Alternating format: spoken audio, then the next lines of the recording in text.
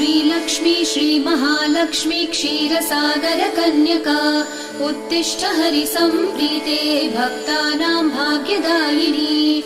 श्रीलक्ष्मी श्रीमहालक्ष्मी क्षीरसागरकन्यका उत्तिष्ठ हरिसम्प्रीते भक्तानां भाग्यदायिनी। उत्तिष्ठोत्तिष्ठ श्रीलक्ष्मी विष्णुवक्षस्थलालये उत्तिष्ठ करुणापूर्णे लोकानां शुभदायिनी।